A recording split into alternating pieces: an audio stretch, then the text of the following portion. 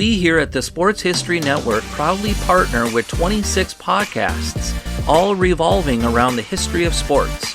But did you know that many of our hosts were sports history authors way before they started their shows? It's true.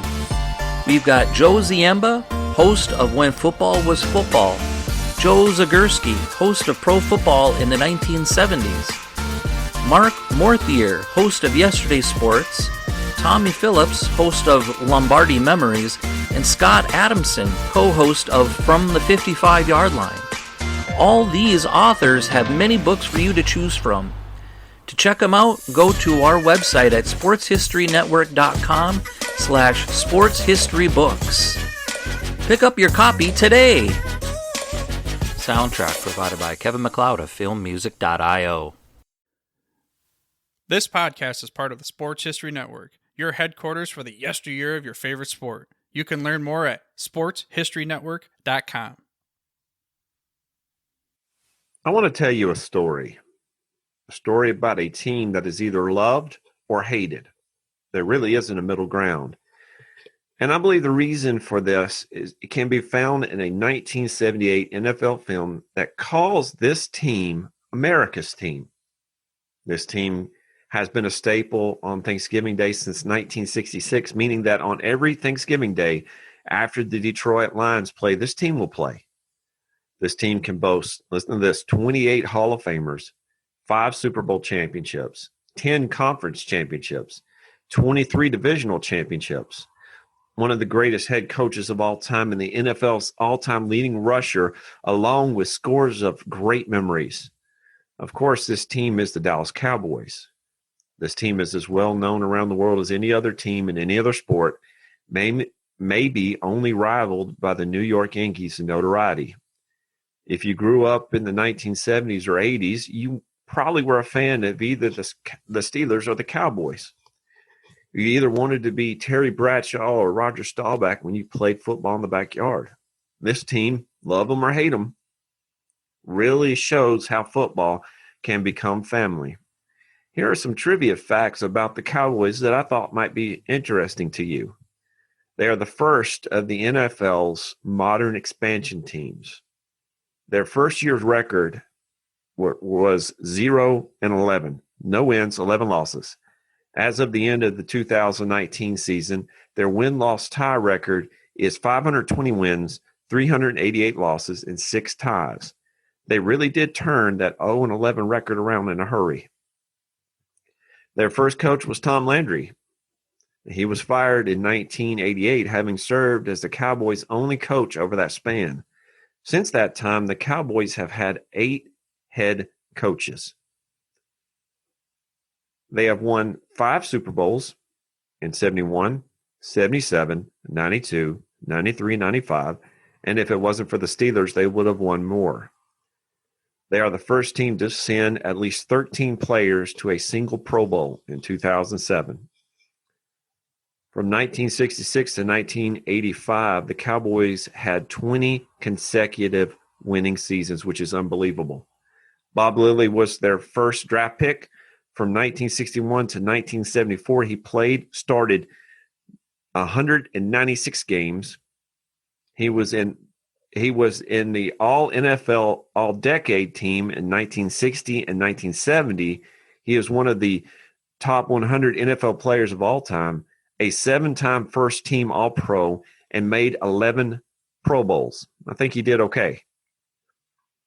They played in the now mythic Ice Bowl in 1967. Kickoff was negative 13 degrees Fahrenheit with a negative 40-degree wind chill. They lost Super Bowl V against the Colts. This game is historical because it marks the only time in NFL history that the losing team, the Cowboys, had a player win the MVP for the game, Chuck Howley.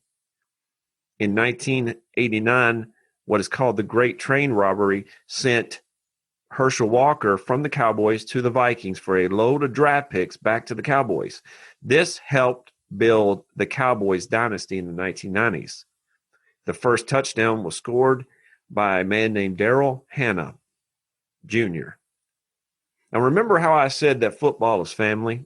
Well, today I get to show that. My uncle, who is a huge Cowboys fan, is my guest. He will introduce himself during the interview part of the show. Going to his house on Thanksgiving is one of the things that always made that day great. You can always expect to see the Cowboys game on when we're there. I hope you enjoy getting to know my uncle. Thank you for joining us at the Football is Family podcast right now. I'd like to welcome everybody to the podcast, Football is Family, and I have a special guest. Can you introduce yourself, please? My name is Roger Yates, and I am a fan of the Dallas Cowboys. Now, he's special because he is my uncle, and I have been around him all my life. And we've actually enjoyed NFL for quite a time. And Uncle Roger, I remember back when I was younger and we made a bet on the Super Bowl, and I didn't follow through with it. I think over the years maybe I have. But I think you were pulling for the 49ers and I was pulling for the Bengals, and I didn't fulfill the bet completely. Do you remember that? No, I don't. But if I was pulling for the 49ers, I was having a very weak moment. Well, I was supposed to take some wood and fill up my grandmother's porch, and I did part of it, but I didn't do it all the way. I wasn't betting with my heart. I was using my head, probably. Well, you knew, and I believe it was the game that Joe Montana came back and won at the last second, doing what he does best. Now, I've got some questions for you, and before this question and answer goes through, I'm going to do a little bit of history of the Dallas Cowboys, okay? And then I'm going to lead into this discussion. But can you tell me why you are a fan of the Dallas Cowboys? Sure. I was in the United States Air Force, and I was my first station. Well, I spent my entire 3.5 years in Dallas, in Fort Worth. So being a poor GI, not having any money to go out anywhere, having a part-time job besides being in the Air Force, I worked at a service station, and it was every Sunday that they played, we'd listen to the games on the radio, and that's where it all originated from.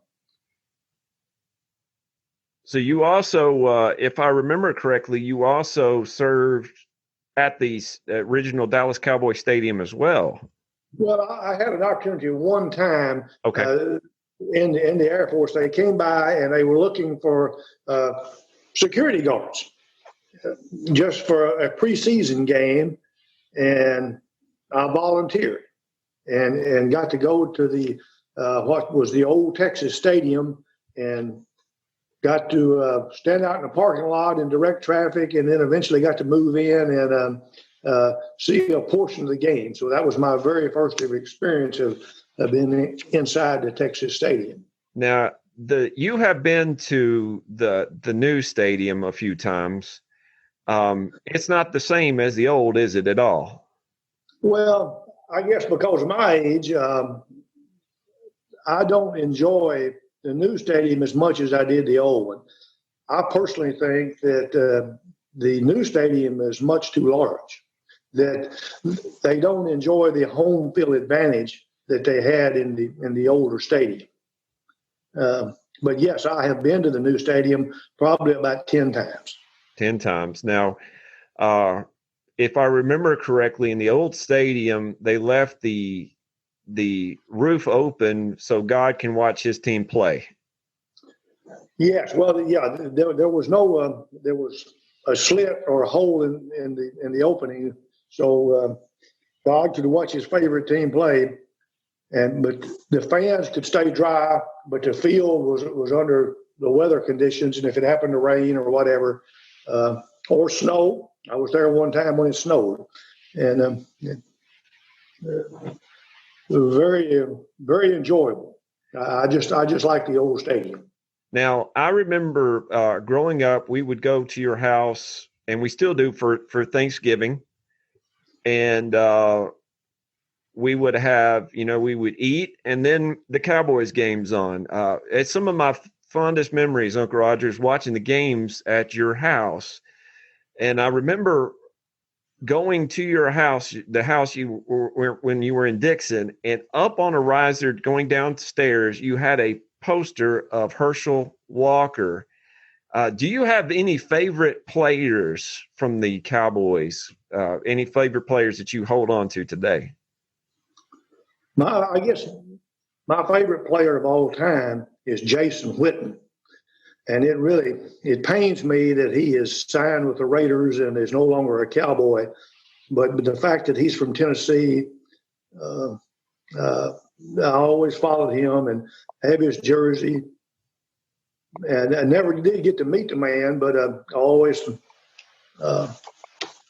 enjoyed watching him play. I think he's a true talent.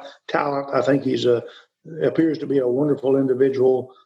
Came from a pretty tough background to make something of himself. Now, what are some of your memories about the Dallas Cowboys? What are some of your favorite memories about them?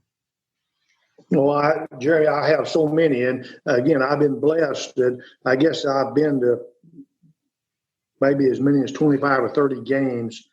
I can remember, and I don't remember the year now, but the year that Emmett was looking to break the all-time leading rushing record. I can remember being at home, and it was April or May, and tickets had just gone on sale, and I was looking at the schedule, and I had planned to go, and I was trying to pick out the game that I wanted to go see, and I knew he needed about 700 yards that year to break the record, and I just happened to pick the Seattle game, and so my wife and I, we went to that game, and lo and behold, that was a game that he set the all-time record. And our seats were perfect. He was running where we were sitting him just like he was running right towards us. And he came so close to breaking that run for a touchdown. And that was pretty much an emotional moment for the whole stadium and the fanfare afterwards that they had, his whole family there. That was very special. I have some fond memories of going to St. Louis back when it was the old St. Louis Cardinals. I went there as an away game several times, and I took my dad one time, and the only time he'd ever seen a game, and thoroughly enjoyed that. We got to stay in the hotel where the Cowboys stayed that night before the game, and we were in the lobby and got to see all the players, Roger Staubach, Randy White, Tony Dorsett, Too Tall Jones, all those fellas. So that was a very fond memory. Now, you told me one time, and I want to see if you can tell everybody listening about when you went into the facility before they moved to the new one. Well, this goes back into yeah, I do remember that back and again, I don't remember the exact year, but it was in the mid 80s. Tom Landry was still coach. Cowboys were on the downhill slide, and they had happened to have played Cincinnati at an away game and just got beat just terrible. They just got beat down awful. And it just as luck would have it, the company I worked for, we went to a convention in Dallas. And I'd been out there for a couple of days, Saturday and Sunday. And Monday there were classes. Well, the guy I was with, we cut class and we drove out to a place called Valley Ranch. And that was a training facility that the Cowboys had in Dallas to work out during the week in between games. And this was on Monday. Of course, the team was off that Monday, but we went up to it. It had just finished construction. The sod and everything was still down. And we pulled into the parking lot, and there was only a couple of cars, so it didn't appear there was hardly anyone there. And we walked up and tried the front door, and the door was locked. Well, being an old country boy, I mean, where do you go when you visit someone? You just go to the back door. And that's what we did. We walked around and tried the back door, and lo and behold, it was unlocked. So we walked in, and I'd never seen anything quite like it. We saw all the weight rooms where they had the workout equipment, and the got into the shower where they had the sauna and the whirlpool, and got to see Tom Landry's office, and everything was in the Cowboy colors, and it was just, I thought it was just Mecca. I didn't think I could ever see anything quite like that. And was lo and behold, we were walking through there, and I come up on Randy White's jersey in the locker room, and it was just hanging there with his helmet and pads, and not only his, but several others. And I wanted to take that jersey so bad. Didn't want to steal, but I sure did want that jersey. But I didn't take it, because thank goodness, just a few minutes later, a security guard come walking through and asked, "What in the world are you two boys doing in here?"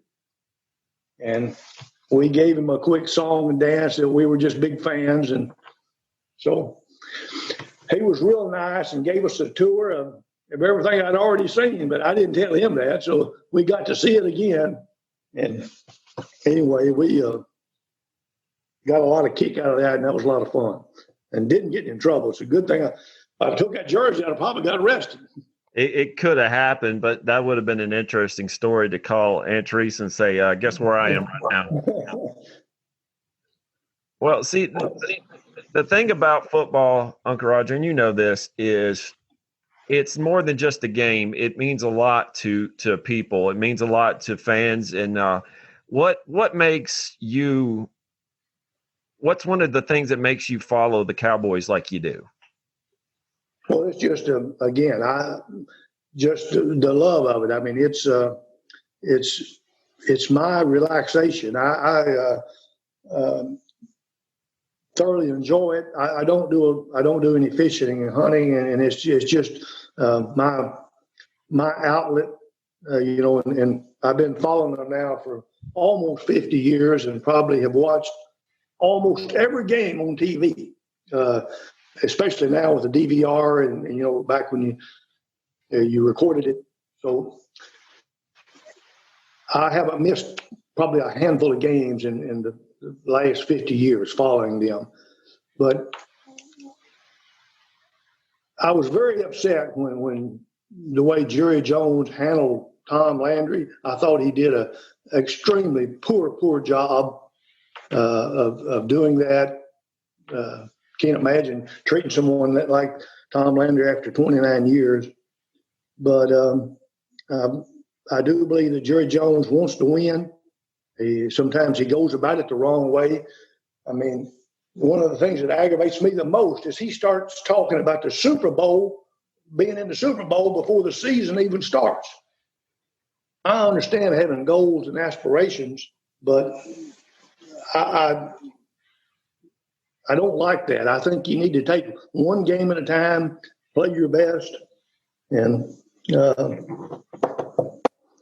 try to win. Well, see, I think you this year you have one of the best teams on paper, and signing Cooper the way they did and Zeke, and wonder if they can sign Dak anytime soon. Well, he's going to get his money, and I'm not as high on him as some other people. I know nothing about it other than what I see on TV and what I read. I mean, I think he's a good quarterback. I don't think he's great. I don't think he's a Tom Brady or a Peyton Manning or Joe Montana or Troy Aikman or Roger Staubach. I don't see that yet.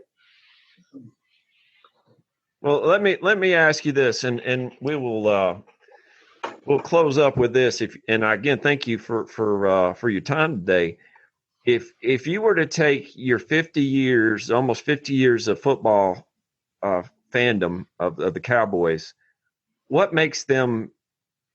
And you described some just a second ago, but what makes them family to you? What makes football family to you? Because that's what this podcast is all about. Well, I don't. It is family, although Teresa doesn't watch it with me. I mean, most of the time, it gets down. If there's a field goal in the fourth quarter with 30 seconds to go, you can look up and she's going to be gone. So she's not. She can't stand the nerve wracking or excitement of it. And I'm jumping up and down either way. And so I don't really know how to answer your question, making it a family, because it's. Okay, think about this. When you're at a game, how close do you feel to the people next to you? I mean, are you all in it together, willing the team on? Well, most of the times. I haven't been to any away games other than the Titans. I've seen the Cowboys play here 6 years ago. 6 years ago, I believe it was. I've been to Atlanta a few times to see them play. St. Louis, as I mentioned. But and I'll tell you a funny story about going to St. Louis. I can distinctly remember that Teresa and I went, and we were at St. Louis, and those fans were rabid. I mean, and they bled for their Cardinal team. The game was really exciting. We were in the lower deck, and I'm standing up cheering and carrying on hollering. And of course, Cardinal fans are all the way around me. And as luck would have it, the Cowboys won. It was cold in the wintertime, and Tracy had just bought a brand new coat. And that was a big deal at our house. I don't know what we paid for it, but she had a brand new coat. And somebody from the upper deck, I guess, heard me hollering and jumping up and down and singing all that. And they poured beer on us from the upper deck. And so it went all over Teresa's new coat. And I had to listen to that all the way home driving. I caused her coat to be ruined. So, but family and friends going with me. I've had friends go to St. Louis, and many friends go with me to Dallas. It's just a good long weekend, and it's fun. And it's gotten so expensive though. You haven't asked. I haven't been in 5 years to see a game. Last one I seen was when the Cowboys beat the Raiders just before Christmas in 2014. But you don't get to buy the tickets anymore direct from the club. You have to go through StubHub or Ticketmaster. And I just happened to see Sunday the Cowboys are going to play the Falcons. And tickets that I paid $200 a seat for 5 years ago, and I'm not sure if this pertains to the COVID or not, but they were going for $400 per seat. And I'm just not going to pay that. That's it makes it hard for families to go to games. Yeah, and again, there's watching it at home is fun, but there's nothing like being there. And let me say this: that one of the things, again, growing up, as far back as I can remember, I remember the Cowboys playing on Thanksgiving with you at your house, and that's one of my fondest memories. So I want to thank you for those. Well, you're welcome. Let me tell you one of the things I have, and I haven't. It's in my house here, and I've got a souvenir. I've got a letter from Tex Schramm, who was the former general manager and president of the Cowboys during the early 1960 era. I mean, he was that up until Jerry Jones bought the team in 1990 or 89. So I've got a letter written to me from him, and I cherish that.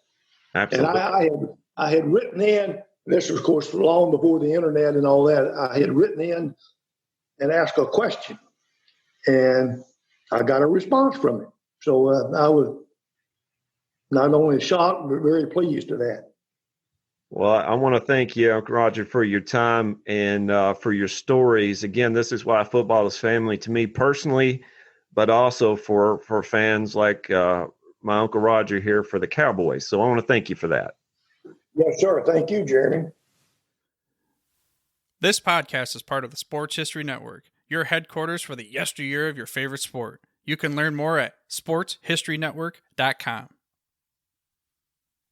At the Sports History Network, we're all about sports yesteryear, and so we're so pleased to introduce you to Row One, an online memorabilia gallery and shop that brings your sports history to life anywhere. The Row One gallery includes over 5,200 gorgeously reproduced prints of team posters, game program covers, game tickets, advertisements, and more in baseball, pro and college football, pro and college basketball, and more. And any gallery item may be printed in a variety of sizes on wood, metal, canvas, acrylic, or poster paper. And in Row One shop, check out the thousands more of unique items with the retro and historical designs dating back to 1876, including t-shirts, long sleeve shirts, phone cases, mugs, blankets, pillows, towels, and even shower curtains. Go to sportshistorynetwork.com, ROW1, for access to the full Row One catalog and for gallery prints and gift items, plus get a 15% discount off all prints on the Row One Pictorum Gallery with coupon code SHN15. Follow the link on the show notes.